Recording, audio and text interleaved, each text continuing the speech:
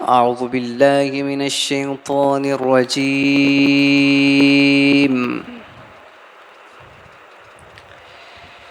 بسم الله الرحمن الرحيم.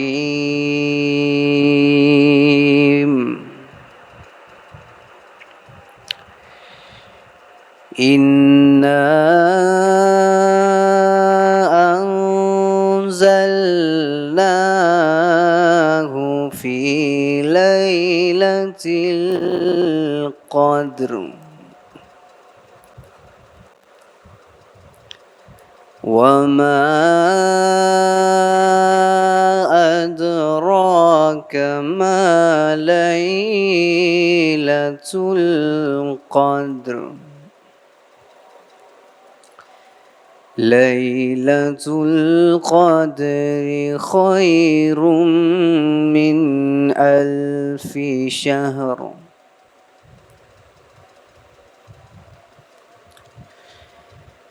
بسم الله الرحمن الرحيم.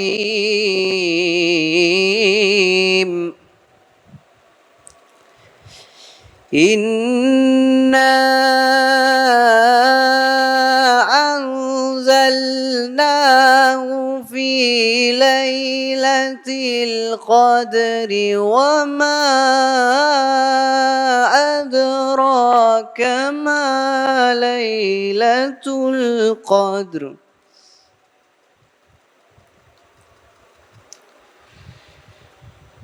إنا أنزلناه في ليلة القدر وما أدراك ما ليلة القدر. ليلة القدر خير من 1000 شهر.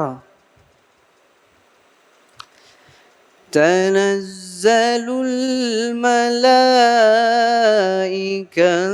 والروح فيها بإذن ربهم من كل أمر. سلام هي حتى مطلع الفجر. شروع اللہ کے نام سے جو بڑا مہربان نہایت رحم کرنے والا ہے۔ بے شک ہم نے اس قرآن کو شب قدر میں نازل کیا، اور آپ کیا جانیں شب قدر کیا ہے۔ شب قدر 1000 مہینوں سے بہتر ہے۔ اس رات ملائکہ اور روح اپنے رب کے حکم سے زمین پر ہر امر کے ساتھ اترتے ہیں۔ یہ رات طلوع فجر تک سلامتی ہی سلامتی ہے۔ صدق اللہ العلی العظیم۔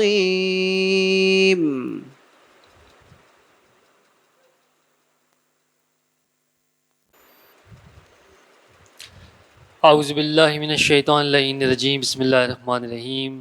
ساری تعریفیں، تمام حمد و ثنا، سب مدحتیں اس خدائے بزرگ و برتر کے نام کے جس کے قبضہ قدرت میں تمام جہانوں کے تمام نظام ہیں۔ درود و سلام سرکار انبیاء محمد مصطفیٰ صلی اللہ علیہ وآلہ وسلم کی پاکیزہ ذات پر اور ان کے اصحاب پر درود پڑھیے، محمد وآل محمد پر اللہم صلی علی محمد وآل محمد۔ عزیزان محترم، ہر سال کی طرح اس سال بھی کھوجہ جماعت کی جانب سے یہ درس پروگرام کا انعقاد کیا گیا ہے، جو کہ یکم رمضان المبارک سے شب عید الفطر تک آپ کی خدمات میں پیش کیا جاتا ہے۔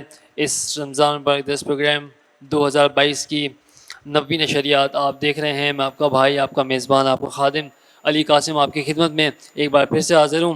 عزیزان جو میرے ساتھ نشست میں یہاں برادران، میرے بزرگان، میری مائیں، میری بہنیں جو نشست میں میرے ساتھ بیٹھے ہوئے ہیں یہاں پہ، اور جو مجھے براہ راست دیکھ رہے ہیں، آپ تمام کی خدمت میں السلام علیکم ورحمۃ اللہ عرض کرتا ہوں، اور اسی کے ساتھ خوش آمدید بھی کہتا ہوں۔ عزیزان، پروگرام کا باقاعدہ آغاز تلاوت قرآن مجید سے ہو چکا ہے۔ تلاوت قرآن مجید کی سعادت ہمارے پیارے بھائی اپنی پیاری آواز میں قاری ارتضیٰ اپنی اس تلاوت قرآن مجید کی سعادت کو حاصل کر رہے تھے۔ عزیزان، گزشتہ سال کی طرح اس سال بھی پروگرام کی ترتیب وہی رہے گی، یعنی کہ 45 منٹس ہمارے پاس درس کا سیشن ہوگا، اس کے بعد 15 منٹ کا سیشن ہمارے پاس سوال و جواب کا ہوگا. آپ جتنے حضرات میرے ساتھ دیکھ رہے ہیں براہ راست، جتنے نشست میں بیٹھے ہوئے ہیں، جن کے جو بھی سوالات ہو درس کے عنوان کے متعلق، آپ ہمارے فیس بک پیج اور دیگر چینل پہ ہم سے پوچھ سکتے ہیں.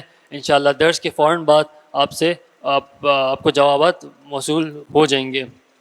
عزیزان، آج ہمارا عنوان ہے سیرت بی بی خدیجہ الکبریٰ، اور جس سے حجت الاسلام مولانا صادق حسن اب سے کچھ لمحات میں آپ کی خدمات میں حاضر ہوں گے. عزیزان، آج شب 10 رمضان المبارک ہے، یعنی شب شہادت، شب وفات بی بی خدیجہ الکبریٰ ہے. سب سے پہلے اب تمام لوگوں کی جانب سے، میری جانب سے، تمام عالم اسلام کو، بالخصوص ہمارے وقت کے امام کو، یعنی امام صاحب الزمان کو بی بی خدیجہ کی شہادت کی تعزیت و تسلیت پیش کرتے ہیں. عزیزان، بس مختصر سا ایک تعارف بی بی خدیجہ کی سیرت کے اوپر آپ کے سماعت نظر کر دوں گا کہ حضرت خدیجہ پیغمبر اسلام کی پہلی بیوی تھی جنہوں نے اپنے شوہر اور دین کی خاطر وہ سب کچھ کیا جو ان کے بس میں نہ تھا، جو ان کے بس میں تھا، اور انہیں معاشرے میں ایک باعزت مقام حاصل تھا. عزیزان محترم، آپ ہی وہ مقدس خاتون ہے جنہیں رسول اللہ نے خیر العالمین، یعنی تمام جہانوں کی عورتوں سے افضل فرمایا. عزیزان، جہاں بی بی خدیجہ الکبریٰ کی بات ہوتی ہے، وہاں مادر بی بی خدیجہ الکبریٰ یعنی بی بی فاطمہ الزہرا سلام اللہ علیہ کی بھی ہم ذکر کرتے ہیں. میں بس تبرکاً 2-3 اشعار ایک تعزیت کے لحاظ سے بی بی فاطمہ الزہرا، مادر بی بی خدیجہ یعنی بی بی فاطمہ الزہرا کی اس مناسبت سے پیش کر دیتا ہوں. درود پڑھی محمد وآل محمد پر، اللہم صلی علی محمد وآل محمد.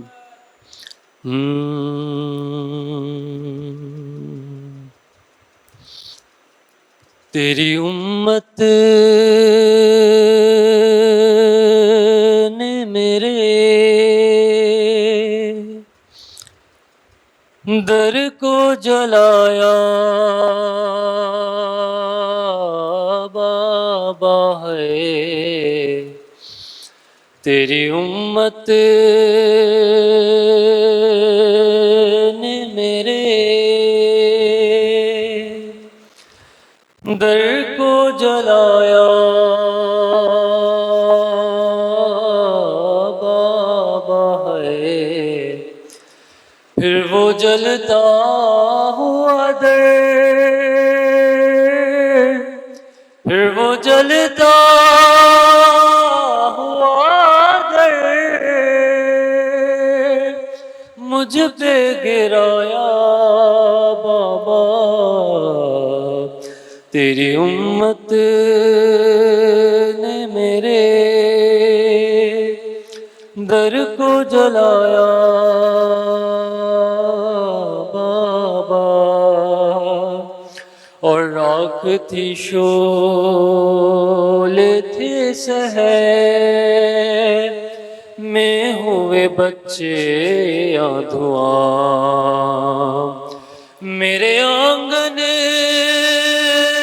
میں تھا ایک شام غریبا کا سما، در ہٹا کر مجھے فضا نے اٹھایا، بابا تیری امت نے میرے در کو جلایا، بابا. اور لوٹ کر آئی تو چہرہ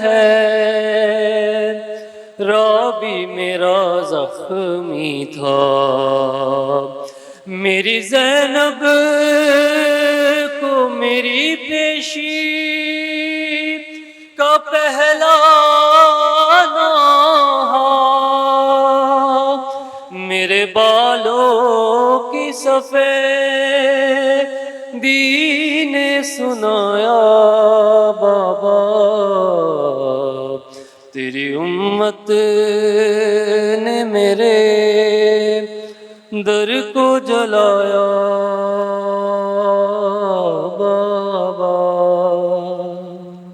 درود پڑھی محمد وآل محمد پر اللہم صلی علی محمد وآل محمد. عزیزان محترم، بس مزید کسی تاخیر کے میں ملتمس ہوں حضرت اسلام مولانا صادق حسن صاحب سے کہ وہ آئیں اور ہماری اس عنوان پہ یعنی سیرت بی بی خدیجہ کے عنوان پہ ہماری رہنمائی فرمائیں. بر محمد وآل محمد صلوات اللہم صلی علی محمد وآل محمد. لا حول ولا قوة إلا بالله العلي العظيم. بسم الله الرحمن الرحيم. الحمد لله رب العالمين، والصلاة والسلام على سيد المرسلين وخاتم النبيين ورحمة للعالمين، والمخاطب بطه وياسين أبي القاسم محمد اللهم صل على وآلہ الطیبین الطاہرین المعصومین، سیما الامام المنتظر والحجة الثانی عشر عجل اللہم لہ الفرج، ولعنة الدائمة ولا أعدائهم أجمعين من الأزل إلى الأبد. أما بعد، فقد قال الله عز وجل في كتابه المبين وفرقانه المتين وقرآنه المجيد. بسم الله الرحمن الرحيم.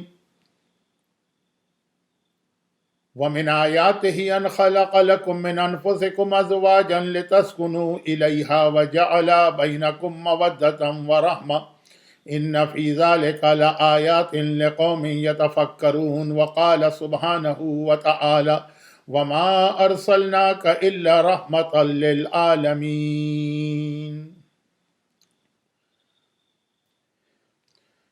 اگرچہ بعض وجوہات کی بنا پر جن کا تعلق میرے ذاتی رجحان سے بھی ہے اور کسی حد تک اسلام کے کچھ اہم احکام سے بھی، تو ان وجوہات کی بنا پر میں آن لائن مجالس، درس اور تقاریر کا اتنا قائل نہیں، سوائے اس کے کہ کوئی ایسی ہی مجبوری پیش آ جائے جیسے گزشتہ 2 سالوں میں کووڈ کی وجہ سے پیش آ رہی تھی. لیکن خوجہ پیرائی اثناشری جماعت کراچی کی یہ خواہش مجھ تک پہنچی کہ وہ اس ماہ مبارک رمضان کی اس اہم ترین رات کو خواہش مند ہیں کہ ایک بیان میرا بھی ہو جائے. اور اگرچہ اس سال میرا پورا ارادہ تھا کہ میں کراچی کے مومنین اور مومنات کی خدمت خود وہاں پہ آ کے کروں، لیکن کچھ ایسے حالات پیش آئے کہ میں اپنی خواہش پوری نہ کر سکا. اور چونکہ میرا بہت پرانا اور بہت گہرا رشتہ اور تعلق خوجہ پیرائی شیعہ اثناشری جماعت کراچی سے ہے، اس لیے میں نے باوجود اس کے کہ یہ میری پالیسی کے خلاف ہے اس خواہش کو قبول کیا. اور میرے سامنے اس وقت ایک بڑا مسئلہ یہ ہے کہ ایک ایسی ہستی کے بارے میں مجھے گفتگو کرنا ہے جن کی وفات کی آج رات ہے، اور یہ ایک ایسی ہستی ہے کہ جس کے اسلام پر، اور اگر یہ لفظ توہین میں نہ آئے تو خود پیغمبر اسلام پر اتنے احسانات ہیں کہ ایک مختصر سی تقریر میں اس کا ذرہ برابر بھی حق ادا نہیں ہو سکتا. اور اس ہستی کی زندگی کے اتنے مختلف پہلو ابھی باقی جن پر زیادہ گفتگو کی ہی نہیں گئی، بلکہ توجہ بھی نہیں دی گئی. تو دل تو میرا یہی چاہتا تھا کہ اگر عشرہ نہ صحیح تو ایک خمسہ تو ہو، لیکن مولائے متقیان کے الفاظ میں کہ انسان اگر کل کو حاصل نہ کر سکے تو کل کو ترک بھی نہ کرے. کچھ مختصر سی گزارشات آج رات کی مناسبت سے کرنا. لیکن آپ کو یہ محسوس ہوگا کہ اتنی تمہید باندھنے کے بعد بھی میں اس شہزادی کی زندگی کے اسی پہلو کو بیان کر رہا ہوں جس پر ہی سب سے زیادہ گفتگو کی جاتی. میں نے عرض تو یہ کیا تھا نا کہ ابھی شہزادی کی زندگی کے بہت سارے ایسے پہلو جن کی جانب ہماری توجہ بھی نہیں، تو مجھے ان پہلوؤں پر گفتگو کرنا چاہیے. لیکن میں نے پھر بھی شہزادی کی زندگی کے اس حصے کا انتخاب کیا جس پر ہی سب سے زیادہ گفتگو کی جاتی. اور اس کی ایک خاص وجہ یہ کہ اب سے 25 سال پہلے غالباً تقریباً اتنا ہی ہوا ہوگا جب یہی خواجہ پیرائی سیاہ اثناچری جماعت نے ماہ مبارک رمضان میں فکر انگیز تقاریر کا یہ سلسلہ شروع کیا تھا. اور پہلے ہی سال مجھے اسی تاریخ میں عورت کی عظمت کے عنوان پر گفتگو کرنے کا موقع ملا تھا. اس وقت ایک مسئلہ مومنین کرام کے درمیان پیدا ہو چکا تھا، لیکن خاص طور پر خواجہ کمیونٹی میں وہ مسئلہ بڑھ رہا تھا. موٹی موٹی فائلیں تیار ہو رہی تھیں. 25 سال گزرنے کے بعد اب یہ مسئلہ ساری دنیا کے صاحبان ایمان کے درمیان اتنا بڑھ گیا کہ اگر مسلسل اس مسئلے پر مومنین کی توجہ مبذول نہ کرائی گئی تو امام خمینی رضوان اللہ علیہ کے الفاظ میں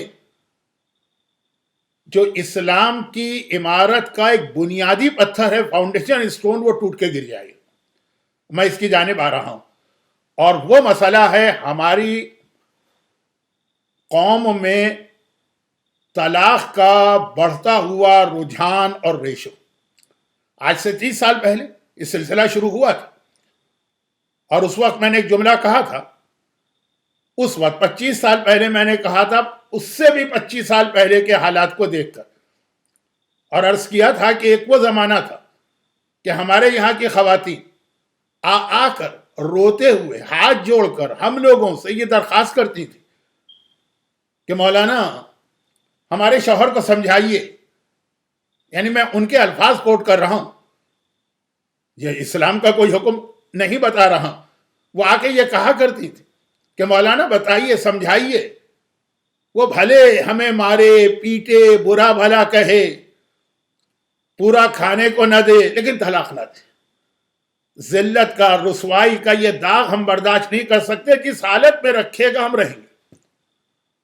اس وقت میں نے کہا تھا کہ یہ اس سے 25 سال پہلے کی حالت ہے. اور جب میں یہ کہہ رہا تھا تو اس وقت میں نے جملہ کہا تھا کہ دیکھیے اب ماحول کتنا بدلا، کہ خود خواتین آ کے یہ کہتی کہ کوئی ایسا شرعی طریقہ بتائیے کہ ہم اپنے شوہر سے طلاق لے کے الگ ہو جائیں. لیکن جیسا کہ ابھی میں نے عرض کیا کہ اس وقت یہ مسئلہ آج سے 25 سال پہلے بس شروع ہوا تھا اور خواجہ جماعت کا ایک برننگ ایشو بنا تھا.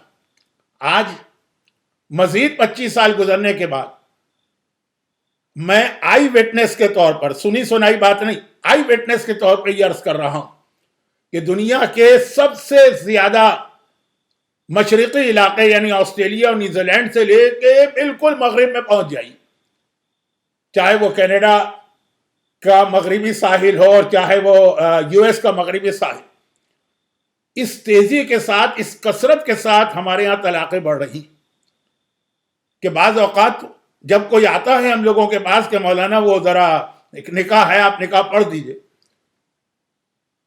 میں تو عام طور پہ نکاح نہیں پڑھتا ہوں کہ جس ماحول میں ہمارے ہاں نکاح ہو رہا، ایک سنت کام کی خاطر شاید بہت سارے حرام کام ہو، لیکن ایک جنرل بات کر رہا ہوں.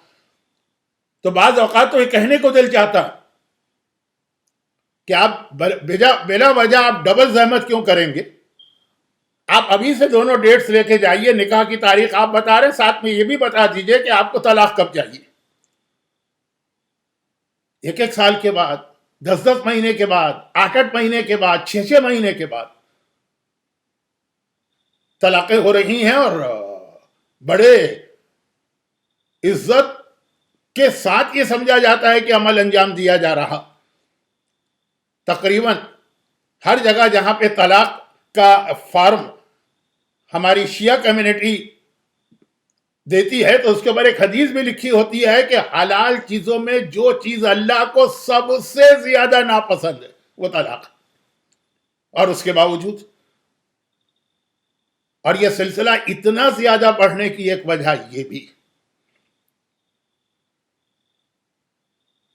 کہ ہماری اور آپ کی آنکھوں کے سامنے شریک حیات یا لائف پارٹنر کے طور پر جو ایک رول ماڈل جناب خدیجہ طاہرہ کا ہے وہ چھپ گیا۔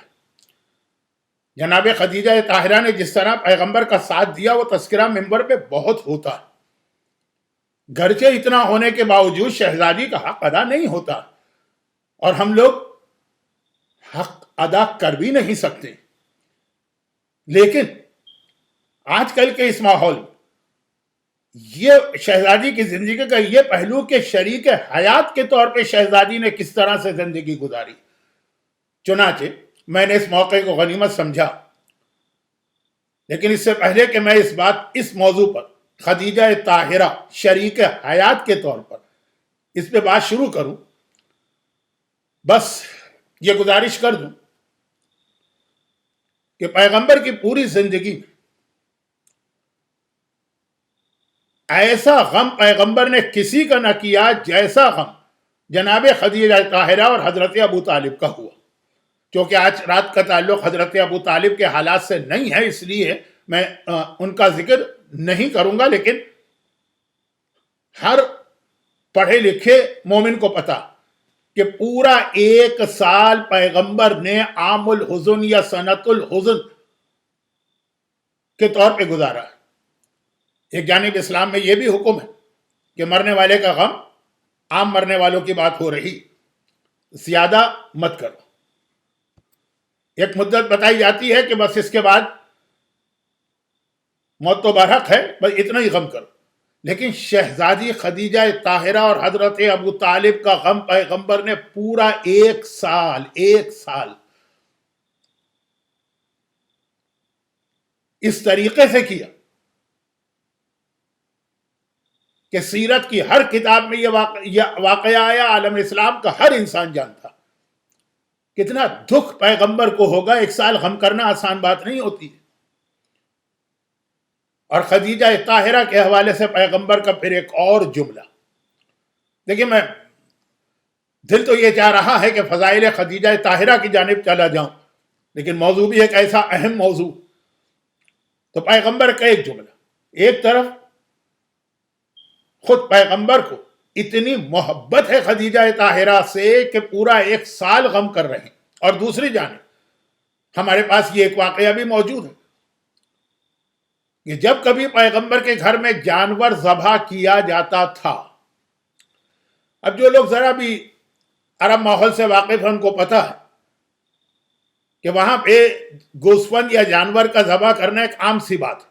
ہمارے یہاں تو شاید بقرعید ہو یا کوئی ایسا خاص صدقے کا موقع، جب کبھی پیغمبر کے گھر میں جانور ذبح ہوتا ہے، پیغمبر کی پہلی انسٹرکشن اور ہدایت یہ ہوتی ہے، یہ بات ہو رہی ہے جب اللہ کے رسول مدینے پہنچ چکے، اسلامی حکومت قائم ہو چکی، بظاہر خدیجہ طاہرہ مکے میں رہ گئی ہیں اور ایک عرصہ گزر گئے، لیکن پیغمبر کی پہلی ہدایت یہ ہے کہ اس جانور کے گوشت کا پہلا حصہ ان خواتین کو بھجوایا جائے جو خدیجہ طاہرہ کی ساتھی۔ اور جب پیغمبر کی ایک بیوی نے اس کی وجہ پوچھی، خدیجہ طاہرہ کی ساتھی، وہ یعنی مکے کی بات اتنی پرانی، تو پیغمبر نے وجہ کیا بتائی؟ پیغمبر نے وجہ یہ بتائی کہ میں محبت کرتا ہوں ان سے جو خدیجہ طاہرہ سے محبت کرتے ہیں، چونکہ یہ خدیجہ طاہرہ کی ساتھی ان کی دوست ہیں تو میں ان کا دوست ہوں۔ پیغمبر نے ایک اصول قائم کر دیا، صرف ان 4 یا 5 یا 6 بوڑھی اور ضعیف خواتین کے لیے نہیں، جو زمانے کے مدینے میں قیامت تک کے لیے ایک اصول بتا دیا کہ پیغمبر سے محبت حاصل کرنا ہے تو اس کا معیار یہ ہے کہ خدیجہ طاہرہ سے محبت کرو، وہ تمہاری ماں۔ اور اسی موقع پر 2-3 چھوٹے سے جملے فضائل سیدہ میں بیان کر کے پھر اس مسئلے پہ آتا ہوں۔ قرآن کریم نے جہاں پہ یہ بتایا کہ اللہ نے انسان کو کیوں پیدا کیا ہے، تو بہت ہی مشہور آیت ہے وَمَا خَلَقْتُ الْجِنَّ وَالْإِنسَ إِلَّا لِيَعْبُدُونَ، کہ ہم نے تو انسانوں کو پیدا اس لیے کیا تاکہ وہ میری عبادت کرے۔ لیکن دوسری جانب پھر قرآن نے خاص عورتوں کے لیے یہ کہا، اور ہر عورت کے لیے بھی نہیں، وہ عورت جو بیوی کا روپ اختیار کرتی ہے۔ عورت کی زندگی کے مختلف پہلو ہیں، جب یہ عورت بیوی بنتی ہے تو بیوی، عورت نہیں، بیوی۔ یقیناً بیوی عورت ہوتی ہے لیکن ہر عورت بیوی نہیں ہوتی، تو جہاں بیوی کی بات آئی تو قرآن کریم نے کئی جگہ پہ یہ اشارہ کیا، جن میں سب سے مشہور وہ آیت ہے جو آج شادی کے کارڈ پہ لکھی جاتی، سورہ روم کی آیت وَمِنْ آیَاتِهِ أَنْ خَلَقَ لَكُم مِّنْ أَنفُسِكُمْ أَزْوَاجًا، اللہ نے تمہاری جیسی بیویاں بنائی، تم میں سے بیوی بنائی۔ یہاں پہ ایک جملہ میں بیان کرتا ہوں کہ اس کا مقصد یہ بتانا کہ انسان کو جو بیوی دی گئی وہ بھی انسان ہے، حوروں کے ساتھ وقت گزارا جا سکتا ہے، حور بیوی نہیں بن سکتی۔ اسی جملے کو سمجھانا ہے تھوڑا آگے چل کر۔ کہا جو اللہ نے تم جیسی بیویاں بنائی، انسان کی بیوی انسان کو بنایا، حور کو نہیں بنایا۔ اگرچہ یہ رمضان کی دعا ہے وَزَوَّجْنَا بِحُورٍ، وہ جنت میں ہماری بیوی بنے گی، دنیا میں نہیں۔ ہماری بیوی جن نہیں بنتی، ہماری بیوی کو جانور نہیں بن سکتا۔ من انفسکم، عورت جو انسان ہے وہی بیوی بنے گی، کیوں؟ لتسکنوا الیہ، تاکہ وہ تمہیں سکون پہنچائے۔ تو عورت جب بیوی بنتی ہے تو اس کی کریشن کا مقصد ہے انسان کو سکون پہنچانا۔ دنیا کی سب سے بڑی نعمت ہے سکون۔ یہ باقی ساری چیزیں جو ہیں جس میں انسان اپنا وقت بھی ضائع کرتا ہے اور پیسہ بھی، ان سب کا بھی آخری مقصد سکون ہوتا ہے۔ اللہ کی اتنی بڑی نعمت جس سے لوگ غافل ہیں، لوگ نشے میں بھی اسی لیے جاتے ہیں، ان کو سکون چاہیے۔ لوگ یہ حرام کام، یہ زنا اور شراب اور غنا اور ڈانس محفل، یہ اس لیے کہ ان کو سکون چاہیے۔ اور قرآن کہہ رہا ہے سکون ملے گا بیوی سے۔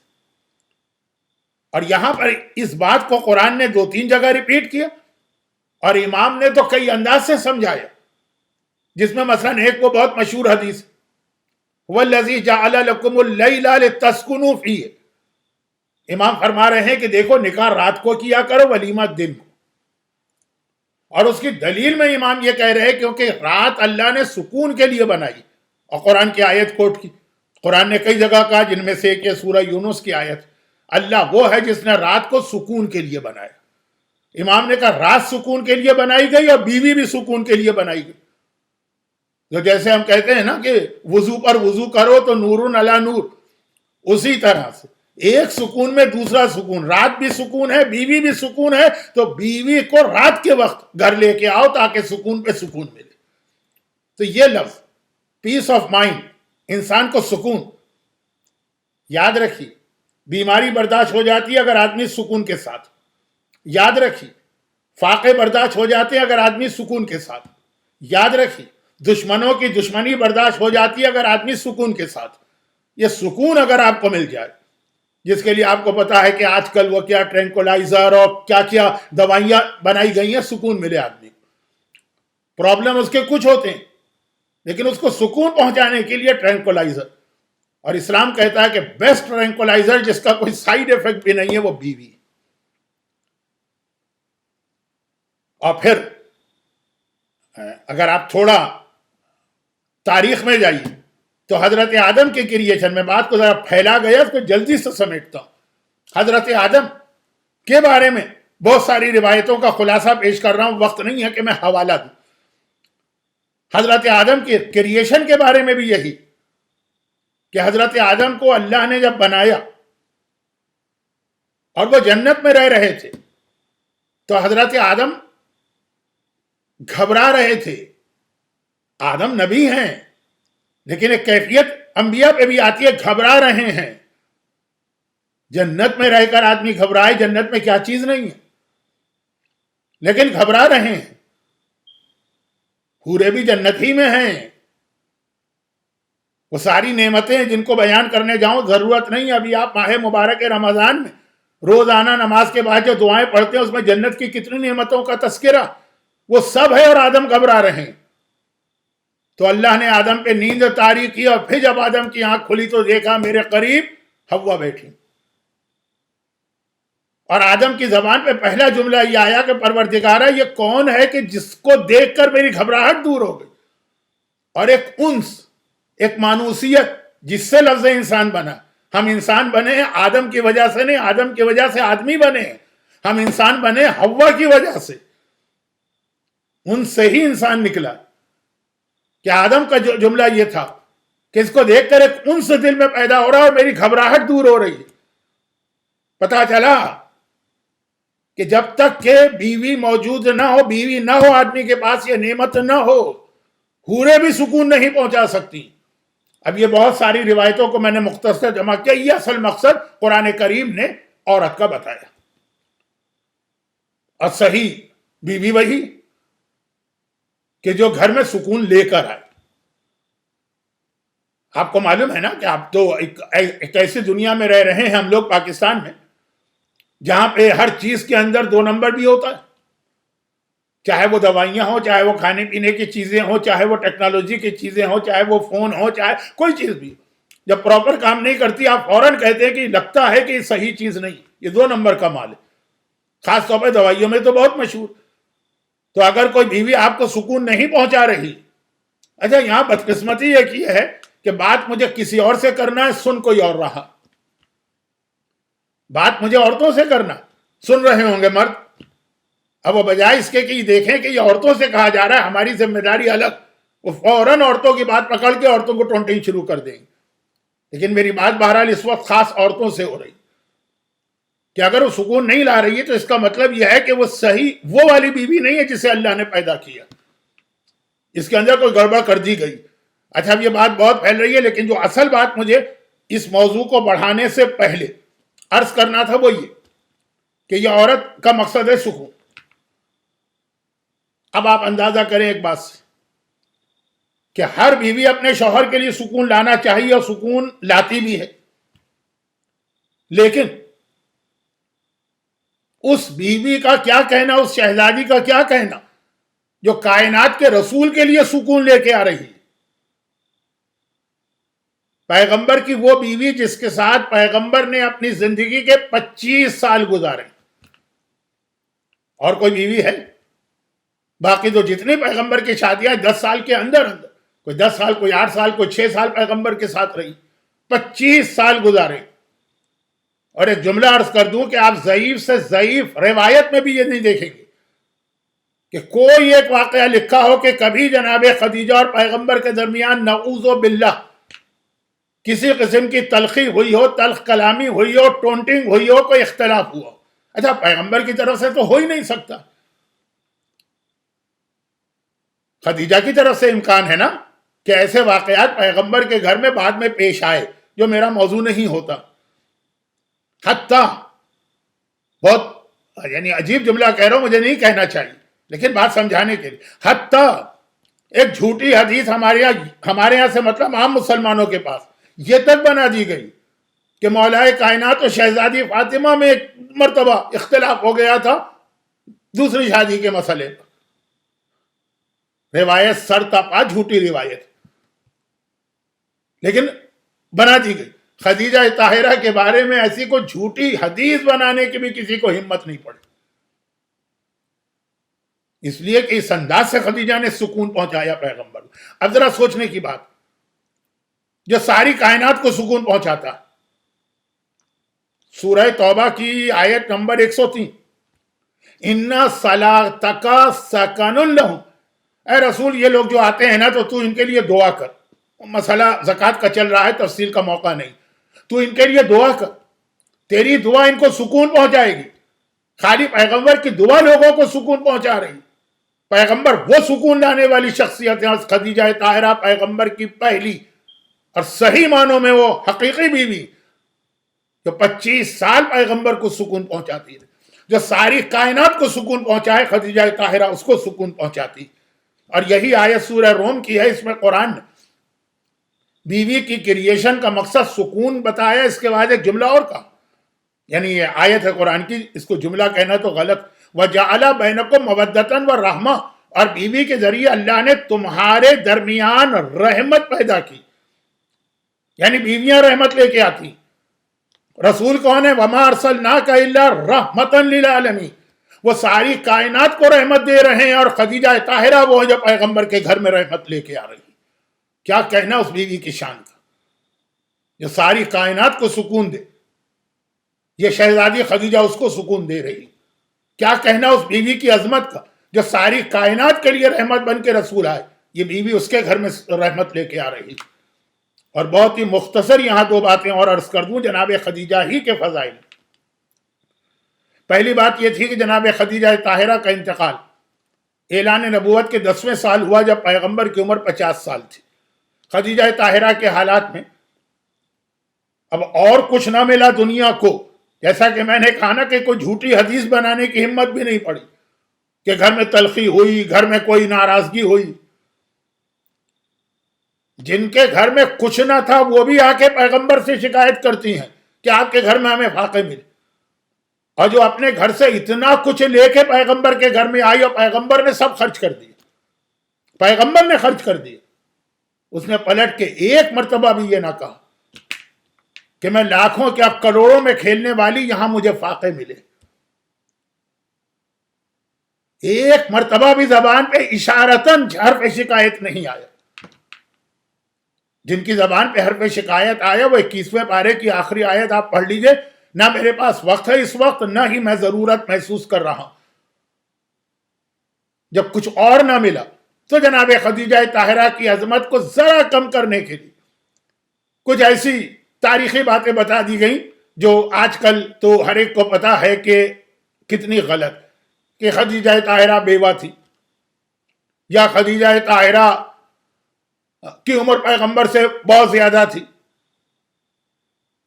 اب اس وقت تفصیل میں جانے کا موقع نہیں ہے، لیکن اب تو ہر مومن جانتا کہ خدیجہ طاہرہ نے کوئی شادی اس سے پہلے نہیں کی تھی۔ 28 سال تک خدیجہ طاہرہ بغیر شادی کے رہی کہ ان کو اپنا کوئی میچ ہی نہیں مل رہا تھا، اور خدیجہ طاہرہ پیغمبر سے عمر میں صرف 3 سال بڑی تھی۔ تو پیغمبر اسلام جب 50 سال کے ہوئے تب خدیجہ طاہرہ کا انتقال ہوا۔ اس کے بعد پیغمبر 3 سال بعد مدینہ ہجرت کر کے گئے، 8 سال کے بعد واپس مکے آتے ہیں۔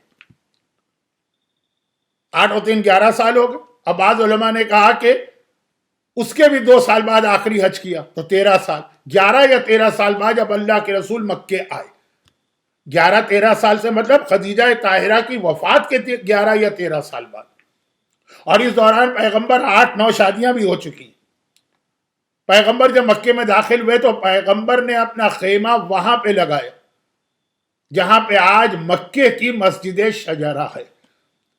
مسجد شجرہ، شجرہ مانے درخت، درخت والی مسجد، اس نام سے مکے مدینے میں یا حجاز میں کئی مسجدیں، لیکن ایک مکے والی مسجد شجرہ ہے جو آپ یوں سمجھے کہ جنت المالا یا جنت المولا قبرستان کے بالکل سامنے جو پارکنگ کے ساتھ ملی ہوئی ہے۔ پیغمبر نے وہاں پہ خیمہ لگایا، اور کتابوں میں لکھا ہے کہ جتنے دن مکے میں رہے وہیں قیام کیا۔ وہ جگہ اس زمانے میں خانہ کعبہ سے سب سے دور کی جگہ تھی، کیونکہ وہیں سے مکہ شروع ہوتا تھا۔ وہ مکے کا بالکل آخری محلے سے بھی باہر، وہ مدینے سے آنے کا راستہ ہے، وہ جہاں خیمہ لگایا اس کے بعد مکے کا پہلا مکان تھا، اور خانہ کعبہ مکے کے بالکل بیچ میں۔ آج بھی اگر کوئی آدمی عمرہ یا حج پہ جاتا ہے اس سے پوچھئے کہ اگر تمہارے پاس چوائس ہو، تمہاری حیثیت ہو، تو تم مکے میں کہاں قیام کرنا پسند کرو گے؟ کہے گا خانہ کعبہ کے بالکل سامنے۔ اب پیغمبر خانہ کعبہ سے سب سے دور رہ رہے ہیں، جب کسی نے سوال کیا کہ یا رسول اللہ آپ نے یہاں پہ خیمہ کیوں لگایا، پیغمبر نے وہیں سے اشارہ کیا اور وہاں کھڑے ہو جائیں آپ کو اور بیچ کی بلڈنگیں ہٹا دیں تو سامنے حضرت خدیجہ کی قبر نظر آتی، کہا اس لیے کہ قبر خدیجہ کے قریب رہنے سے میرے دل کو سکون ملتا۔ جناب خدیجہ طاہرہ کے انتقال کو 13 سال یا 11 سال ہو چکے ہیں۔ اگر یہ واقعہ فتح مکہ کا ہے تو 11 سال، آخری حج کا ہے تو 13 سال، لیکن حالت یہ ہے کہ آج بھی پیغمبر اگر سکون ڈھونڈ رہے ہیں تو قبر خدیجہ کے قریب کتنا سکون پہنچا ہے۔ کاش خدیجہ کی بیٹیاں یہ سوچیں کہ بیٹی تو اسی کو کہتے ہیں جس کے اندر ماں کی سیرت مکمل نہ صحیح لیکن جھلک تو آئے نا۔ ایک یہ جملہ، دوسرا جملہ اور سن لیجیے، اور یہ حضرت عائشہ کی حدیث ہے۔ حضرت خدیجہ کے بارے میں حضرت عائشہ کی کئی حدیثیں ہمارے پاس ہیں، جن میں ایک وہ حدیث بھی ہے کہ جب ایک بار حضرت عائشہ نے کہا تھا کہ یا رسول اللہ آپ کب تک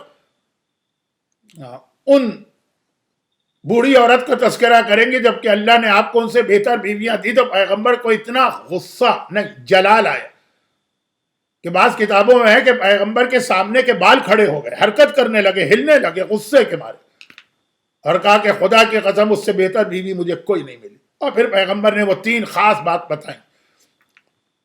جب سب نے میری تکذیب کی، جب لوگ جھٹلا رہے تھے اس وقت اس نے میری تصدیق کی، اور جب لوگوں نے اپنا مال روکا تو اس نے اپنا مال دیا، اور اللہ نے مجھے ان کے ذریعے اولاد دی۔ اس پہ خاص بات یاد رکھیے گا کہ ہمارے یہاں جب حضرت خدیجہ کا ذکر ہوتا ہے ان کے دولت و مال کے حوالے سے کہ اسلام کے لیے کتنا مال دیا، اور واقعاً بہت بڑا احسان، پیغمبر نے اس کو دوسرے نمبر پہ رکھا ہے، اس کی بھی ایک مصلحت، اور شاید میں اسی کی طرف اب آ رہا ہوں۔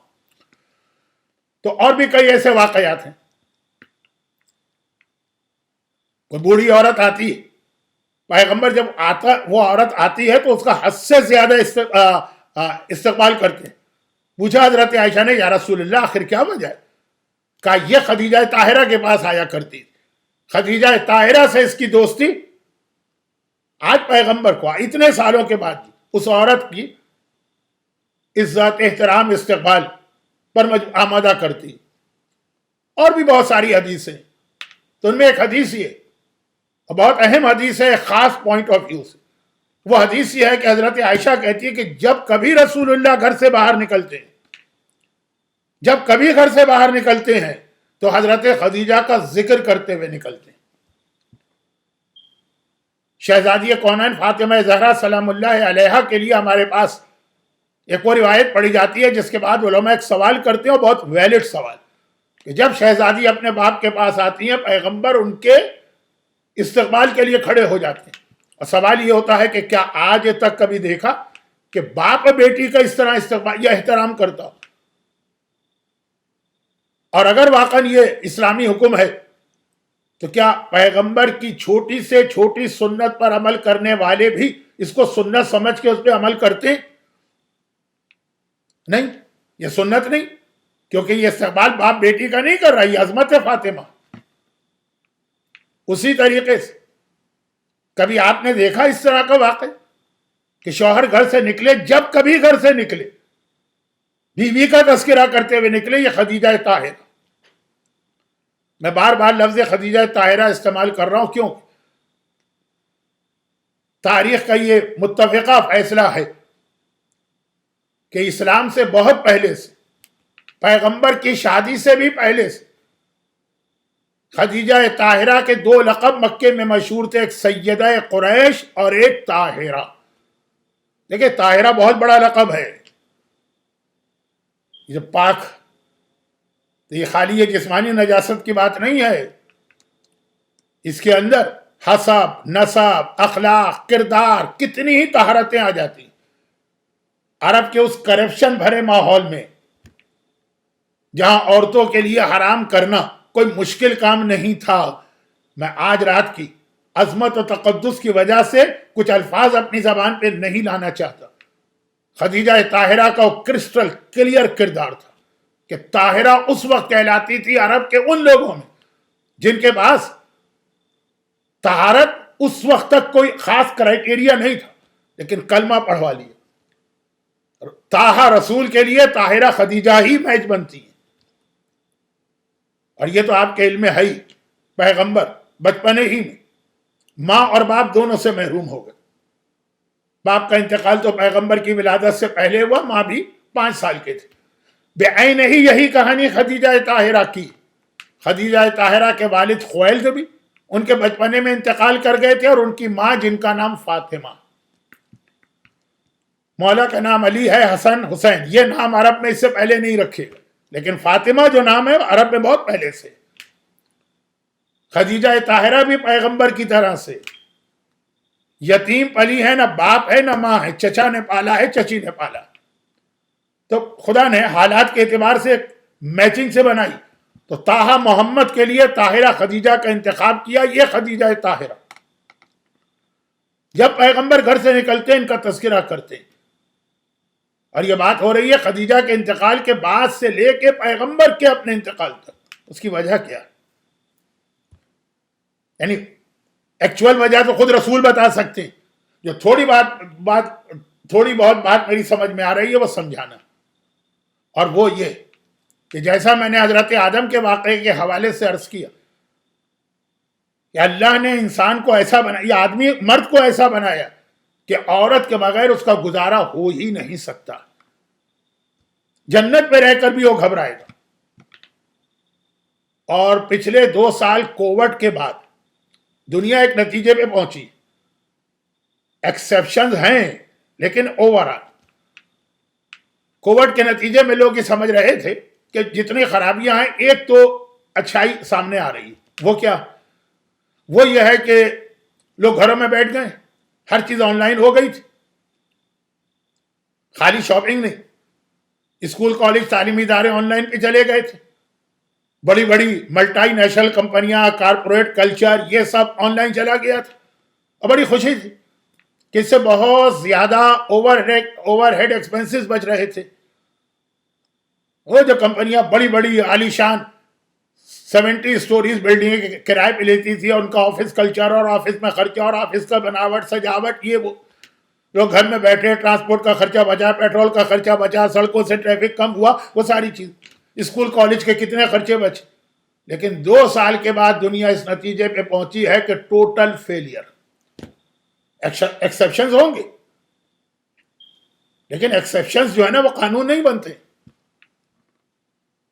اب پھر ایک مرتبہ یہ کہا گیا کہ انسان ایسا ہے کہ جب تک کہ وہ دوسرے انسانوں سے فزیکل انٹریکشن میں نہ آئے اس میں انسانیت نہیں آ سکتی. آفس کا کلچر اور ماحول ضروری ہے جہاں آدمی اپنے ساتھیوں سے ملے. اسکول اور کالج کا وہ ماحول ضروری ہے جہاں کلاس روم اٹینڈنس ہو. بہت بڑی بڑی باتیں میں نے چھیڑ دی ایک ایسی تقریر میں جس سے کوئی ربط شاید آپ کو نہ ملے لیکن ہے. اور یہی اسلام کا پہلے دن سے حکم ہے کہ اسلام میں رہبانیت نہیں. اسلام میں بغیر شادی کی زندگی کو ناپسندیدہ قرار دیا گیا. بیوی کا وجود لازم ہے، بیوی گھر میں ہونی چاہیے، ایک فزیکل انٹریکشن ضروری ہے. یہ جو 2 سال کا کووڈ تھا نا، اس سے بہت سارے خرابیاں بھی آئی ہیں، خوبیاں بھی آئی ہیں، اسلام کے کئی احکامات بھی سمجھ میں آئے ہیں، جس کا اختتام ایک طرف عبادات میں نماز جماعت پر ہوگا اور معاملات میں شادی کے انسٹیٹیوشن پر. لیکن بات میں یہ عرض کر رہا تھا کہ اگر آدمی اس کے میچ والا اس کے ساتھ نہ ہو تو جیسا میں نے شروع میں کہا کچھ نہ ہونے سے جو مل جائے غنیمت ہے، لیکن میچ والا نہ ہونا تو گھر ایک مصیبت بنتا ہے. اب ایک بات میں عرض کروں، مولا کائنات کی افضل ترین شخصیت لیکن بعد از رسول، ان کے بارے میں ایک واقعہ ملتا ہے. یہ واقعہ رسول اللہ کے بارے میں نہیں ملتا ہے، جبکہ ملنا چاہیے. سیم صورتحال ہے، بلکہ جو مولا کا نہج البلاغہ میں خطبہ قاصیہ، اور ہمارے یہاں کچھ حدیثیں پڑھی جاتی ہیں کہ جو کچھ مجھے ملا رسول اللہ سے ملا. اس طرح علم مجھے دیا جس طرح جانور اپنے بچوں کو دانہ بھراتا. تو مولا بھی اپنے سارے علوم کا سلسلہ رسول سے ملا رہے. لیکن آپ کے پاس وہ حدیث ہے نا، آج بھی نجف اشرف میں وہ زیارت موجود ہے کہ مولا کا سینہ پھٹنے لگتا تھا کبھی. وہ جو علم علی کے سینے میں کس سے کہیں، نجف، اس زمانے میں نجف کچھ نہیں تھا، ایک صحرا تھا، وہاں ایک کنویں میں منہ ڈال کے مولا کنویں سے باتیں کرتے ہیں. واقعات پڑھنے کا وقت نہیں ہے، بڑی تیزی سے میرے ہاتھ سے ٹائم نکل رہا. کنویں سے باتیں کرتے ہیں کہ جو علی کے پاس علم ہے کس کو پہنچائیں. پیغمبر کا علم علی کے علم سے کم تو نہیں ہے نا، نعوذ باللہ توہین کا جملہ نہ ہو، زیادہ ہی ہے. پیغمبر کے بارے میں یہ واقعہ کیوں نہیں کہ جنگلوں میں نکل جاتے ہیں، کنویں میں چلے جاتے ہیں، اس طرح اپنا پھٹتا ہوا سینہ جو علم سے بھرا ہوا ہے وہ وہاں پہنچاتے ہیں. یہاں امامت کی بات نہیں ہو رہی. علی کے پاس حسن ہے، حسن سے بات کرنے نہیں، وہ تو خود علی کا ایک حصہ ہے. تو میں ایک نتیجے پہ پہنچا ہوں جو غلط بھی ہو سکتا کہ مولا کو ایک مسئلہ سامنا کرنا پڑا جو رسول اللہ کو سامنا نہیں کرنا پڑا. مولا کو مسئلے کا سامنا یہ کرنا پڑا کہ علی کی امامت شروع ہوئی اور فاطمہ زہرا دنیا سے رخصت ہو گئی. اب علی کے میچ والا کوئی نہیں. رسول خدا کے پاس خدیجہ تھی، اور جب خدیجہ گئی تو فاطمہ آ گئی. رسول کے پاس وہ کرائسس نہیں آیا کہ جو میرا سینہ بھرا ہوا ہے میں کس سے بات کروں، کون ہے میرے میچ والا؟ خدیجہ طاہرہ. جب رسول صبح گھر سے نکلتے تھے خدیجہ کی زندگی میں خدیجہ تسلی دیتی ہے. رسول کو ضرورت ہے کسی کی تسلی اور دلاسے کی کہ بیوی اپنا فریضہ ادا کرتی ہے. اور جب سارے دن کے تھکے ہوئے واپس آتے ہیں تو خدیجہ طاہرہ ہے جو پیغمبر کی خالی ہمسر نہیں ہے، ہم راز بھی ہیں. خدا معلوم جیسے مولا نے اپنے سینے کے کتنے راز اس کنویں کو منتقل کیے. میسم تمار جیسا صحابی بھی اس قابل نہ تھا کہ اس کو دیے جاتے. خدیجہ طاہرہ کو پیغمبر برابر میچ اس معاملے. کتنا خدیجہ نے پیغمبر کے دل کو سکون پہنچایا، خالی دنیاوی اعتبار سے نہیں، ذہنی اعتبار سے. کہ جب کبھی اس کے بعد بھی پیغمبر گھر سے نکلتے تھے خدیجہ یاد آ جاتی ہوں گی کہ جب میں مکے کے کافروں کے اس ٹارچر کے ماحول میں نکلتا تھا اپنی ڈیوٹی انجام دینے، تو خدیجہ کو پتا ہے کہ پیغمبر تمام انبیاء میں سب سے زیادہ تحمل اور صبر والے، لیکن وہ اپنا فریضہ ادا کرتی، تسلی دیتی ہوں گی. جب آتے ہیں تو تسلی دیتی ہوں. اب پیغمبر مدینے میں حکمران ہے لیکن خدیجہ کا وہ طریقہ یاد آتا ہوگا، اس لیے ہمیشہ گھر سے نکلتے خدیجہ کو یاد کرتے ہوئے نکلتے. خدیجہ طاہرہ نے جو سکون پہنچایا نا، تو ایک جملہ میں نے کہا تھا کہ سکون کی دو قسمیں، ایک ہوتا ہے کسی کو جسمانی سکون پہنچانا، ایک ہوتا ہے کسی کو ذہنی سکون پہنچانا. ظلم کے بھی دو قسمیں، ایک ہے فزیکل ٹارچر، کسی کو کوڑے مارنا، کسی کے ہاتھ کاٹنا، کسی کے پیر کاٹنا. ایک ہوتا ہے مینٹل ٹارچر، بظاہر کچھ نہ کہنا لیکن زبان سے وہ تکلیف پہنچانا کہ آدمی کہے کہ بھائی اس سے تو بہتر تھا مجھے مار لیتے. خدیجہ طاہرہ پیغمبر نے جب خاص 3 احسان بتائے، پہلا کیا بتایا؟ سب مجھے جھٹلا رہے تھے، خدیجہ نے تصدیق کی. دولت کا ذکر بعد میں کیا کیونکہ دنیا کے سب سے سچے انسان صادق و امین کو جب جھٹلایا جا رہا ہے، یہ پیغمبر کے لیے زیادہ سخت امتحان. ان فاقوں سے جو شیب ابی طالب میں تھے، ان کانٹوں سے جو راستے میں بچھائے جا رہے تھے، ان پتھروں سے جو عرب کے بچے مار رہے تھے، خدیجہ طاہرہ اس وقت تصدیق کر رہی. یہ ذہنی سکون. اور پھر دولت اس کے بعد آتی ہے جو ہے جسمانی سکون. خدیجہ کی بیٹیاں، خدیجہ کی کو اپنی ماں ماننے والی، خدیجہ کو ام المومنین کہنے والی خواتین، یہ یاد رکھیں کہ ان کی ماں نے پیغمبر کے لیے بظاہر، اگر آپ دیکھیں میں بظاہر کا لفظ استعمال کر رہا ہوں، اس کو معمولی نہ سمجھیں. بظاہر خدیجہ نے پیغمبر کے لیے سب کچھ قربان کیا، یعنی نعوذ باللہ ایک ون وے ٹریفک ہے. پیغمبر بدلے میں خدیجہ طاہرہ کو کیا دے رہے ہیں؟ ایک تجارت کے اندر پارٹنر ہے، اپنا پروفٹ لیتے ہیں بس. نعوذ باللہ. ورنہ تو ہم کو پتا ہے کہ پیغمبر نے خدیجہ کو دنیا اور آخرت کی بادشاہی دی ہے، لیکن ظاہری اعتبار سے جتنا جہیز لے کر خدیجہ طاہرہ پیغمبر کے گھر میں آئی ہیں، بہار الانوار کی 6 جلد، وہ جو بہار نے کا جو پہلا ایڈیشن چھپا ہے 6 جلد، اس میں وہ ساری تفصیل موجود ہے کہ پورے عرب میں آج تک کوئی عورت اتنا جہیز لے کے نہیں آئی. لیکن آج جو شب 10 رمضان خدیجہ طاہرہ کی وفات ہوئی، فاقوں کے عالم میں شیب ابی طالب سے نکلتے، وہاں سے یہاں تک خدیجہ پہنچی، ایک جملہ شکایت کا نہیں کہا. اب ظاہری اعتبار سے دیکھیے تو شوہر کی ذمہ داری ہے بیوی کا پورا نان و نفقہ دینا. اور یہاں رک کے میں یہ بات کروں کہ اب جتنی ہماری اب تک کی تقریر ہے، مرد حضرات تو سن سن کے خوش ہو رہے ہوں گے، لیکن نان و نفقہ کتنی بڑی ذمہ داری مرد پر آ جاتی ہے کہ جس کے بعد بہت احتیاط سے ایک جملہ کہہ رہا ہوں کہ کم وقت میں آپ کو الجھا نہ دوں، جس کے بعد مغربی دنیا کا ایک قانون کبھی کبھی صحیح لگنے لگتا ہے، کبھی کبھی دونوں کی تفصیل دیکھیں. مغربی دنیا کا قانون ہے کہ اگر شوہر مرتا ہے اس کی ساری جائیداد اس کی بیوی لے جاتی ہے. جو نان و نفقے کے مسائل اسلام میں ہیں اور جس کا اینڈ اس بات پر ہے کہ اگر وہ ساری ذمہ داری مرد ادا نہ کر سکے تو وہ آٹومیٹک معاف نہیں ہوگا، وہ اس کے مرنے کے بعد اس کی جائیداد میں تقسیم سے پہلے اس کا معاملہ طے ہوگا، اس کے بعد پھر باقی لوگوں کا کوئی حق بنے گا. بیٹے کا بھی کوئی حق نہیں ہے، بیٹی کا بھی کوئی حق نہیں ہے، ماں باپ تو چھوڑیے. مسائل علماء سے پوچھئے گا. میرے پاس تو وقت ہی نہیں تھا، میں نے ایک اشارہ کیا، یہ ایک بہت بڑی ذمہ داری ہے جو ہمارے یہاں اتنی نظر انداز کی جاتی ہے کہ میرے حساب سے جو تھوڑا بہت سروے میں نے کیا، شاید ہمارے یہاں 50% لوگ جب مریں تو ان کی جائیداد شرعی طریقے سے ساری ان کی بیویوں کے پاس چلی جائے گی اور کسی کو کچھ نہ ملے گا.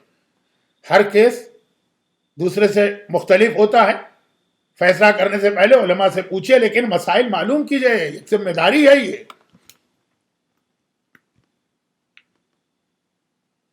لیکن بات یہ ہو رہی ہے کہ تو شوہر کی ذمہ داری، اگر وہ اس کو ادا نہیں کر رہا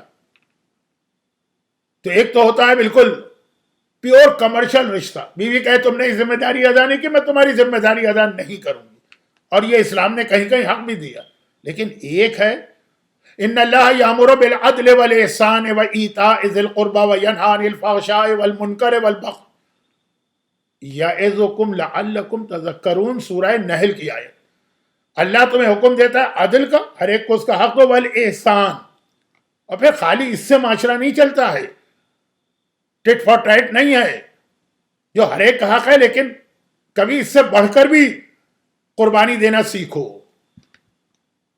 تو اب یہاں عورتوں کی ذمہ داری ہے کہ خدیجہ طاہرہ کو دیکھ، ذہنی سکون اتنا پہنچایا کہ مرتے دم تک پیغمبر نے گھر سے نکلتے ہوئے خدیجہ کو یاد کیا. ہمارے یہاں آج کتنے مرد ایسے ہیں اس لیے گھر سے نکل بھاگتے ہیں کہ گھر جہنم بنا دیتی ہیں ان کی بیویاں. مرد بھی کم نہیں ہے، لیکن مسئلہ یہ ہے کہ ہم مومن و مسلمان ہیں، ہم امریکن نہیں ہیں، ہم یورپین نہیں ہیں، ہم جیپنیز نہیں ہیں، ہم آسٹریلین نہیں ہیں.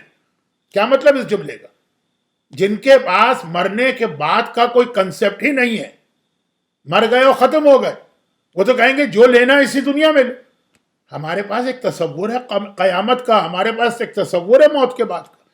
پیغمبر کی حدیث ہے کہ 3 عورتیں ایسی ہیں جنہیں اللہ مرنے کے بعد میری بیٹی فاطمہ کے ساتھ رکھے گا، اور ان میں سے پہلی عورت وہ ہے جو اپنے شوہر کی بد اخلاقی پہ صبر کرتی ہے.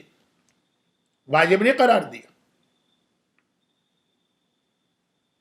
واجب ہوتا تو مجبوراً عورتیں اس پہ عمل کرتی. کہا مجبوری والا صبر نہیں چاہیے، وہ چاہیے جو خوشی سے عورت صبر کرے، اور اس کے لیے ضروری ہے کہ اس کو مستحب قرار دے. واجب کو انسان مجبوری میں انجام دیتا ہے، مستحب کو خوشی سے انجام دیتا ہے. اور دوسری وہ عورت ہے جو اپنے شوہر کے غربت پہ صبر کرے. غربت میں یاد رکھیے اگر ایک آدمی جاب لیس ہے, کوئی کام نہیں ہے اس کے پاس, اس کے لیے کام کرنا واجب نہیں ہے, صرف اتنا کام کرے کہ وہ مرنے نہ پائے. لیکن اگر بیوی اس کی ہے تو جس طرح نماز واجب ہے, روزہ واجب ہے, باقی چیزیں واجب ہے, اس طرح اس کے لیے محنت مزدوری کرنا بھی واجب ہے. یہ واجبات کے لسٹ میں ایک ہے. یہ شوہر کا حکم ہے. بیوی کا یہ ہے کہ وہ صبر کرے. کیوں کرے گی صبر؟ ایک تو اس لیے صبر کرے گی ماں کی, دوسرا یہ کہ اس کے بدلے میں جو اس کا ثواب کا میٹر چل رہا ہے, یہی ماہ رمضان ہے. میرے کو جاننے والے ہیں, مومن ہیں, متقی ہیں, لیکن بزنس بھی کرتے ہیں. میں حیران ہوتا ہوں, آپ نے گرمی میں سارا دن روزہ بھی رکھا, اتنے تھکے بھی, رات کے 2 بجے تک آپ کی دکان کھلی ہے, خاص طور پہ آخری چند دنوں میں. کیا حالت ہوتی ہوگی آپ کی؟ کہا مولانا بس یہی تو کمائی کا مہینہ, آرام تو ہم عید کے بعد کر لیں گے, ایک ہفتے بستر سے نہیں اٹھیں گے. لیکن جو چانس ابھی ہے یہ آج سے کیوں نکلے؟ یہ جو ایک تصور ہے نا, یہ عقلی تصور ہے. اگر عورت صرف یہ سمجھ لے کہ یہ جو 2 باتیں شوہر نے سنائی ہے میں چپ کر کے خاموش بیٹھ گئی, اس کے بدلے میں مجھے کتنا ثواب مل رہا ہے روز قیامت, میرا شوہر کس طرح ہاتھ مل رہا ہوگا اپنی حماقت پر, اور میں کتنی ٹھاٹ کے ساتھ جنت میں جاؤں گی, میں ہوں گی اس پوزیشن میں کہ اس کو اپنے پاس بلا سکوں, وہ میرا محتاج ہوگا. اگر یہ اعتقاد ہو جنت کا, اجر کا, ثواب کا, اعمال کی جزا و سزا کا, تو شاید ہی کوئی عورت ایسی ہو جو اپنی ماں کی سیرت پہ نہ چلے. پھر یہ ذرا سی باتوں پہ طلاق طلاق طلاق نہیں ہو. یقیناً آج کی اس دنیا میں جہاں مغربی میڈیا نے آدمی کو اتنا ایروگنٹ بنا دیا ہے کہ لوگ والدین کی بات برداشت کرنے کو تیار نہیں. لیکن میں نے کہا ان کے لیے صحیح ہے, ان کے یہاں مرنے کے بعد کوئی کنسپٹ نہیں ہے, ان کے یہاں کوئی اجر و ثواب کا تصور نہیں ہے. ان کے یہاں جو کچھ ہے اسی دنیا میں ہے, لے لو تو لے لو, نہیں لوگے تو تم احمق ہو. اور ہم اسی حماقت پر ہی خوش ہیں کہ ہمیں یہاں کچھ نہیں مل رہا, اس کے بدلے وہاں مل رہا. اور اس سے زیادہ کیا چاہیے کہ فاطمہ زہرا کا ساتھ مل رہا ہے. کائنات, بار بار جملہ ہے کہ اللہ نے ہم اہل بیت کے لیے کائنات کو, دنیا کو ہم سے دور کیا کیونکہ آخرت میں ہماری بادشاہت ہے. یہ شہزادی جس آخرت کی ملکہ ہے اس میں آپ ساتھ ہیں. اگر شوہر بد اخلاق ہے اور آپ اس کی بد اخلاقی پہ صبر کرتی ہیں, بہت مشکل ہے. مجھے پتا ہے جوان خون ہے, جوش کھاتا ہے, لیکن یہی تو مومن کا امتحان ہے. روزے کا ایک مقصد یہ بھی بیان کیا گیا ہے, آدمی اپنے غصے پہ کنٹرول کرنا سیکھے.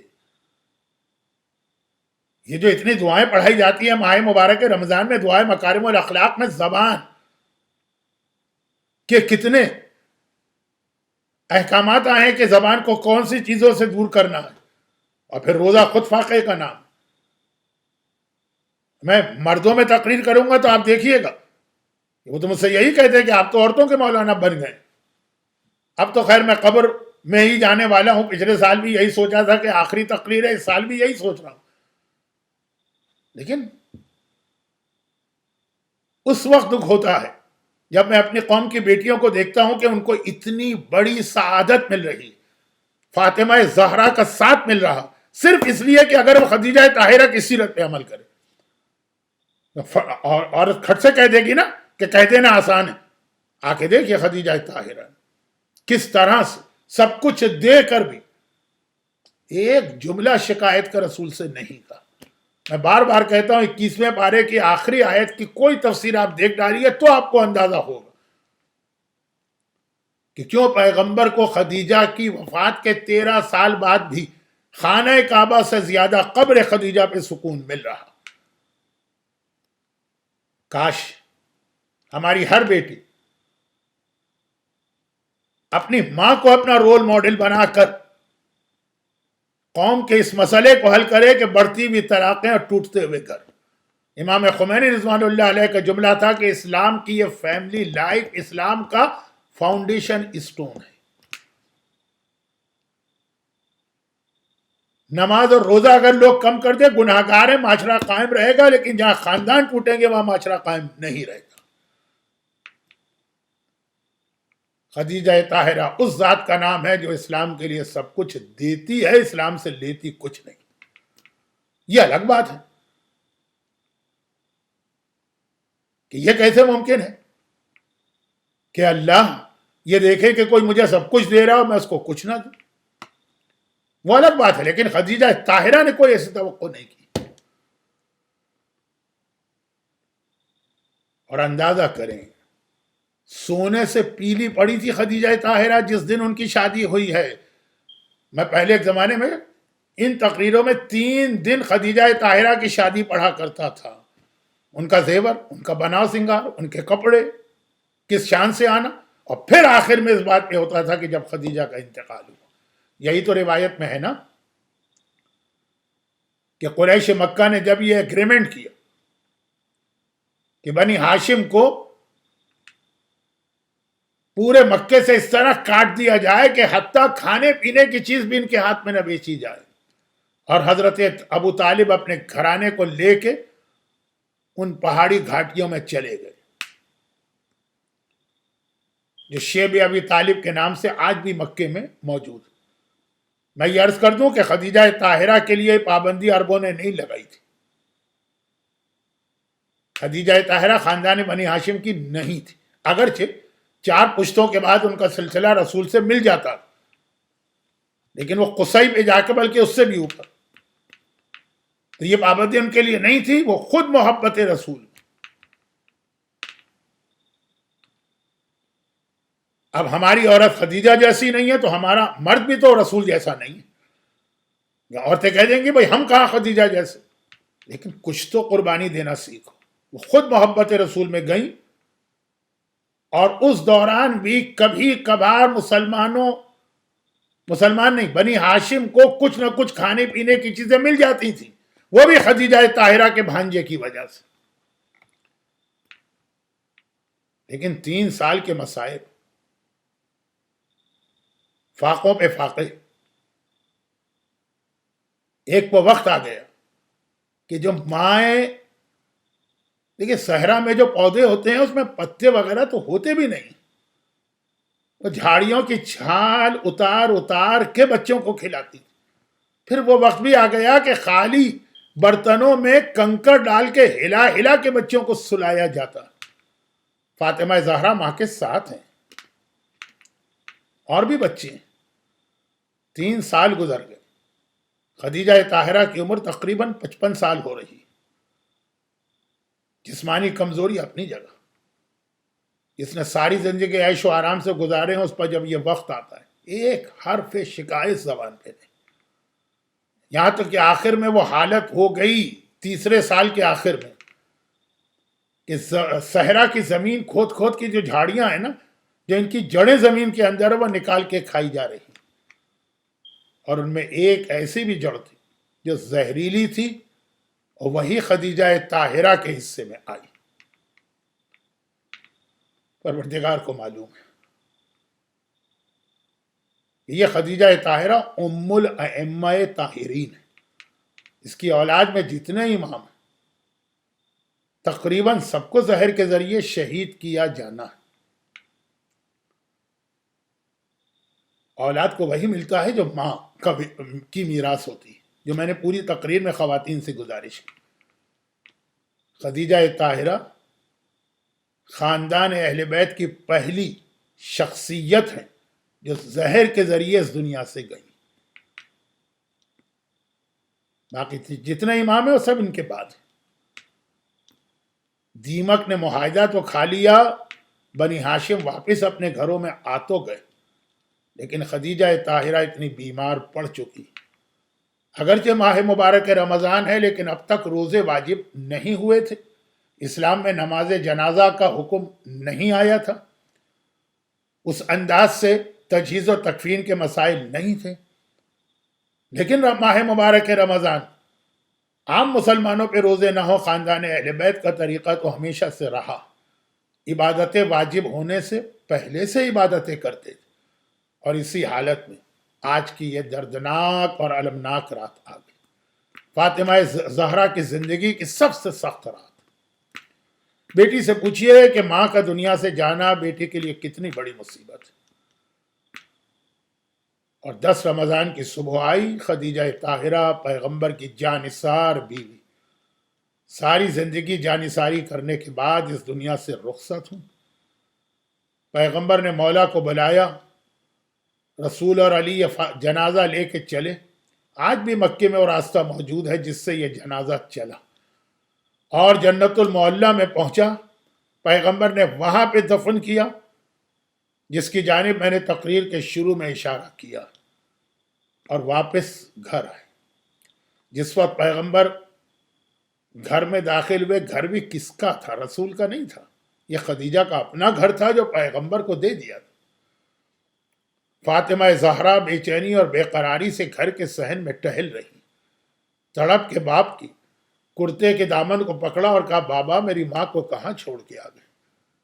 فاطمہ معصومہ، جس کی بیٹی عالمہ غیر معلمہ ہو، اس کے علم کا کیا کہنا، لیکن ماں پھر ماں ہوتی۔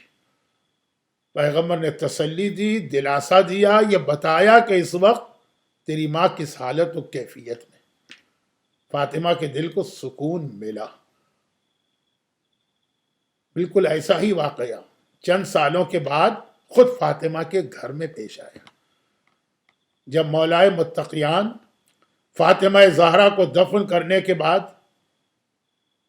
اپنے حجرے میں داخل ہوئے تو ایک بار ننھی زینب نے باپ کے دامن کو تھام کے کہا تھا، بابا آپ میری ماں کو کہاں چھوڑ کے آ گئے؟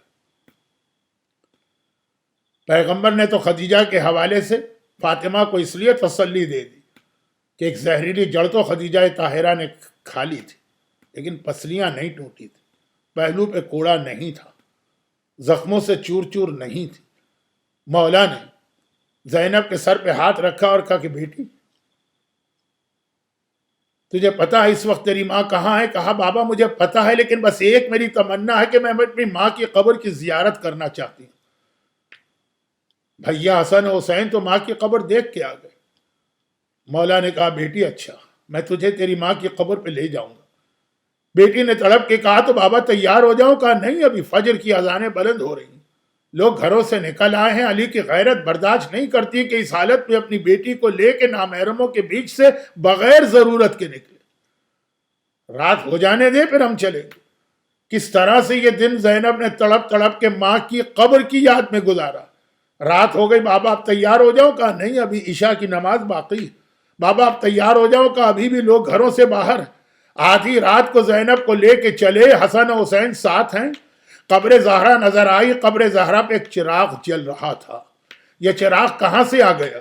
دراصل جیسے ہی سورج ڈوبنے کے قریب ہوا، حسین نے کہا تھا بھیا حسن ماں کی قبر پہ اندھیرا ہوگا، چلو چل کے چراغ جلا جاؤ۔ چراغ جلا کے آئے تھے، وہ چراغ جل رہا ہے۔ زینب نے ماں کی قبر دیکھی اور یہ دیکھا کہ حسن دوڑ کے ماں کی قبر پہ گرے، حسین دوڑ کے ماں کی قبر پہ گرے۔ زینب کے دل کو تو زیادہ بے چینی تھی، دوڑ کے جانا چاہا، علی نے روک دیا، نہیں زینب بیٹی تو نہیں۔ زینب نے تڑپ کے کہا بابا آپ مجھے کو لے کے تو آئے ہیں، بھیا حسن و حسین تو 2 بار آ چکے ہیں۔ کہا کہ نہیں تجھے لے کے آیا ہوں، تو جائے گی لیکن ٹھہر جا۔ آواز دی حسن بیٹا یہ چراغ گل کر دے۔ حسن نے چراغ گل کیا۔ علی نے کہا زینب جا ماں کی قبر پر۔ زینب نے کہا بابا اس وقت کیوں روکا تھا؟ کہا ٹھیک ہے آدھی رات کا وقت ہے، قبرستان جیسا سناٹا ہے، اندھیرا ہے، مگر علی ڈرا کوئی مسافر کہیں یہاں سے نہ گزرے اور چراغ کی روشنی میں وہ زینب کو نہ دیکھ لے۔ مولا یقیناً سمجھ میں آتا ہے آپ کی غیرت کا یہی تقاضا ہے، مگر یہ تو 11 ہجری ہے نا، 50 سال بعد آئیے 61 ہجری کے شہر کوفہ میں، وہاں تو روزے روشن ہے، بلوہ عام ہے، نامحرموں کا مجمع ہے، آپ کی زینب کے سر پہ چادر نہیں ہے، کس طرح سے وہاں جا رہی ہوگی؟ زینب کو بھی یاد تھا، ایک بار تڑپ کے نجف کو دیکھا تھا، بابا یا علی مدد میری مدد کو آئیے، ارے میں نامحرموں کے درمیان بے مقنع و چادر کے جا رہی ہوں۔ خدا بندہ ام المومنین خدیجہ طاہرہ، ام الائمہ طاہرین خدیجہ طاہرہ، ام سیدہ نساء عالمین خدیجہ طاہرہ، ماں کا واسطہ تو ہر دعا کے لیے قبول ہے، خدیجہ طاہرہ کا واسطہ دنیا بھر کے صاحبان ایمان خصوصاً خوجہ پیرا شیعہ اس ناصر جماعت کے تمام کارکنان جنہوں نے یہ درس کا اہتمام کیا، سننے والے، سننے والیاں، ان سب کی تمام حاجتوں کو پورا فرما، انہیں دنیا اور آخرت کی ہر پریشانی سے محفوظ فرما۔ ہم سب کو اپنی ماں خدیجہ طاہرہ و فاطمہ زہرا کی سیرت پہ عمل کرنے کی توفیق عطا فرما۔ خدا بندہ دنیا کے موجودہ حالات میں مصائب خدیجہ کا واسطہ خدیجہ کے چاہنے والوں کو غم حسین کے سوا ہر غم سے محفوظ فرما، ہمارے بیماروں کو شفا کاملہ عطا فرما۔ خدا بندہ ہمارے درمیان آپس میں اتحاد اور اتفاق پیدا فرما۔ خدا بندہ ان تمام مظالم کے انتقام کے لیے اپنی آخری حجت امام زمانہ کے ظہور میں تعجیل فرما۔ ربنا تقبل منا انک انت السمیع العلیم۔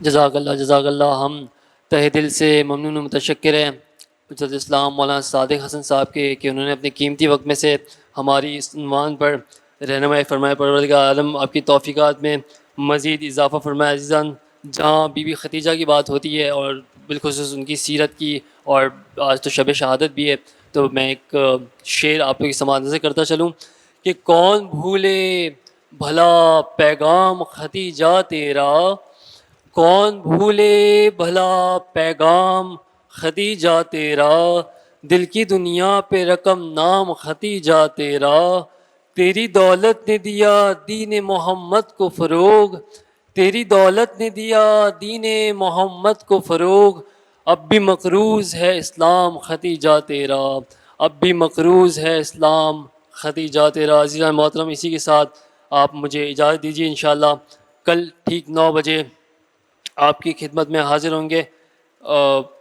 کل انشاءاللہ ہمارا یہی ترتیب وائز ہمارا چلے گا، اور انشاءاللہ کل آپ کی خدمت میں ٹھیک 9 بجے حاضر ہوں گے۔ کل کا ہمارا جو عنوان ہوگا انشاءاللہ ہوگا سورہ ضحیٰ کے علمی و عملی پہلو، جس سے حجت الاسلام مولانا قمر لیلانی آپ کی خدمت میں حاضر ہوں گے۔ آئیے پروگرام کا اختتام دعائے سلامتی امام زمان سے کرتے ہیں۔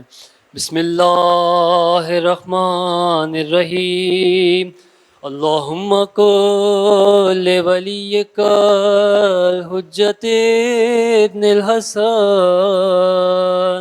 صلواتک علیہ وعلی آبائہ فی ہذہ الساعہ وفی کل ساعہ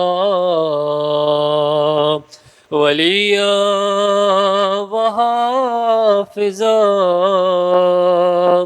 وقائدہ وناصرہ ودلیلہ وعینہ حتی تسکنہ ارضک طوعا وتمتعہ فیہا طویلا برحمتک یا ارحم الراحمین۔